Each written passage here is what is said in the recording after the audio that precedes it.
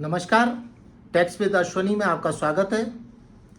सोमवार का दिन है और आज के दिन हम बात करते हैं टैक्सेशन पे। पिछले कुछ वीडियोस में हम बात करते आ रहे हैं डॉक्ट्रिन्स की और थ्योरीज की। आज बहुत इम्पॉर्टेंट एक थ्योरी की बात करेंगे। हर व्यक्ति की 4 इनकम होती हैं। एक इनकम होती है जो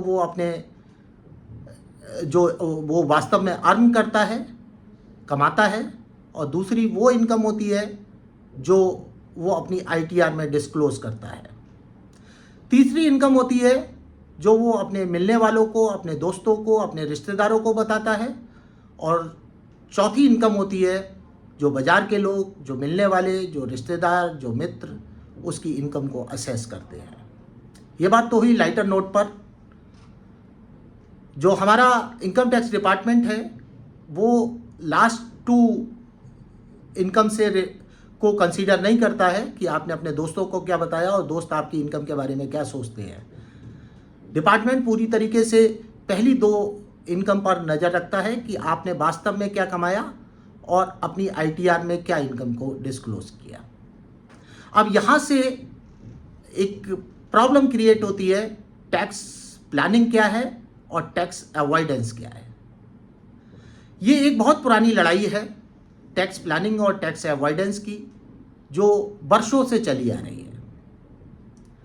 2 बड़े फेमस इंग्लिश केस हुए हैं और 2 इंडियन केस हुए हैं। ये 4 केसेस इस पूरी थ्योरी को डिस्कस करते हैं और हमारे यहाँ का जो प्रेजेंट प्रिवेलिंग लॉ है टैक्स प्लानिंग और टैक्स अवॉइडेंस के ऊपर, उसको डिटरमाइन करते हैं।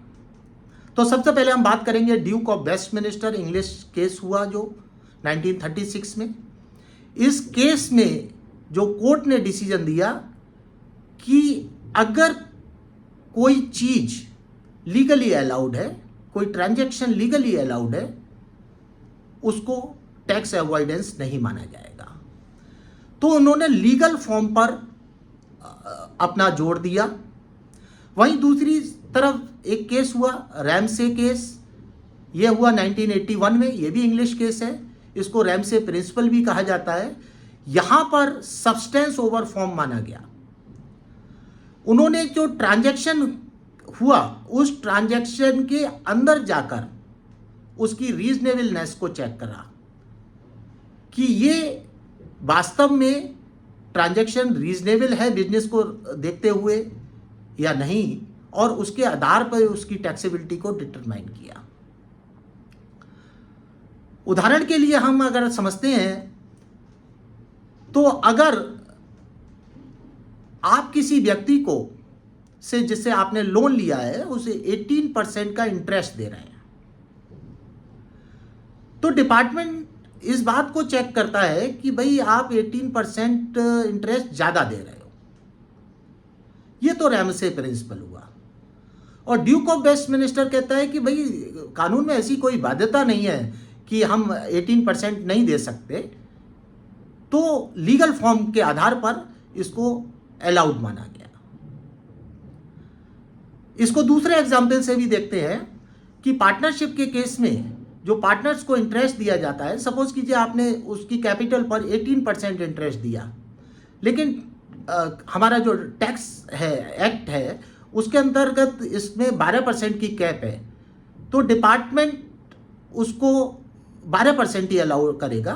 तो लीगल फॉर्म के तहत लीगली 12% अलाउड है, तो आपको 12% का ही लाभ मिलेगा, बकाया 6% डिसअलाउ हो जाएगा। तो ये बात हुई ड्यूक ऑफ वेस्टमिनिस्टर की और रैमसे प्रिंसिपल की। फिर उसके बाद एक इंडियन केस होता है जो मैकडबल कंपनी का केस हुआ 1985 में, जिसमें सुप्रीम कोर्ट ने रैमसे प्रिंसिपल को मान्यता दी और ड्यूक ऑफ वेस्टमिनिस्टर को खारिज किया। यहां पर इस केस में कलरेबल डिवाइसेस का यूज हुआ था, शैम ट्रांजैक्शन था, बोगस एंट्रीज थी, और उन्होंने इसमें रैमसे प्रिंसिपल को अप्लाई किया। जब ये मैकडबल कंपनी का केस आया उसके बाद पूरे देश में असेसिंग ऑफिसर्स को एक ऐसा हथियार मिल गया जिसके तहत वो हर ट्रांजैक्शन की परत उखड़ के देखने लगे। कि इसकी रीजनेबलनेस क्या है, ये वाकई बिजनेस के लिए ज़रूरी है या नहीं है, ये चीज़ों को देखा जाने लगा। अब मैकडबल कंपनी के केस के बाद एक बड़ा इंपॉर्टेंट केस हुआ, आज़ादी बचाओ का केस। ये आया 2003 में। सुप्रीम कोर्ट ने इसमें होल्ड किया कि रैमसे प्रिंसिपल हमारे यहाँ लागू नहीं होगा। हमारे यहाँ ड्यूक ऑफ वेस्टमिनिस्टर लागू होगा। सब्सटेंस ओवर फॉर्म को हम नहीं देखेंगे। हमें अगर कोई चीज़ लीगली अलाउड है हम उसको मान्यता देंगे।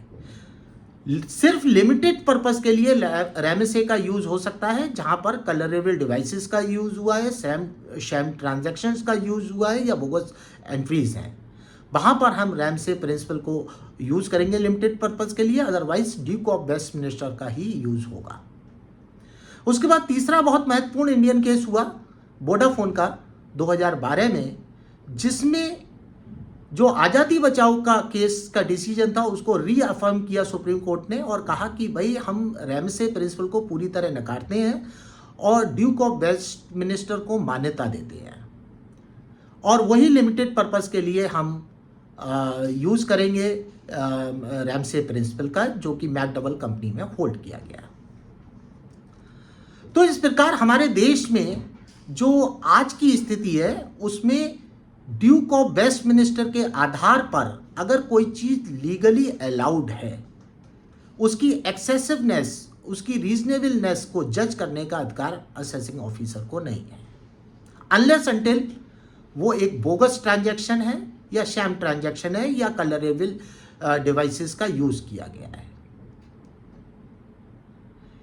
इसमें इसको एक और उदाहरण की तरह आप फाइनल पोजीशन को समझने की कोशिश करते हैं कि आप अपने बिजनेस में अपने किसी मित्र से लोन लेते हैं और उसको इंटरेस्ट देते हैं, कुछ भी इंटरेस्ट देते हैं, 12%, 14%, 18%। तो ड्यूक ऑफ वेस्टमिनिस्टर तो इसको अलाउ कर रहा है कि आपको दिया जाएगा, लेकिन अगर ये तय हो जाता है कि ये जो लोन था ये आपका ही पैसा था, ये दोस्त को आपने कैश में देके उससे एंट्री ले ली है, तब यहाँ पर मैकडबल कंपनी का केस लागू होगा और इसमें शैम ट्रांजैक्शन या बोगस ट्रांजैक्शन को मद्देनजर रखते हुए ये इंटरेस्ट डिसअलाउ हो जाएगा। ये स्थिति बिल्कुल क्लियर है। आपको कुछ दोबारा समझना है, आप रिवाइंड करके इस चीज़ को देखिए, आपको ये बात बहुत क्लियर समझ में आएगी। मैंने बहुत प्रयास किया है कि बहुत सरल शब्दों में इस पूरे टैक्स प्लानिंग और टैक्स अवॉइडेंस के केस को आपके तक पहुंचाऊं मैं। आज के लिए इतना ही काफ़ी। नेक्स्ट वीडियो में फिर मिलते हैं नई डॉक्ट्रिन, नई थ्योरी के साथ। Thank you.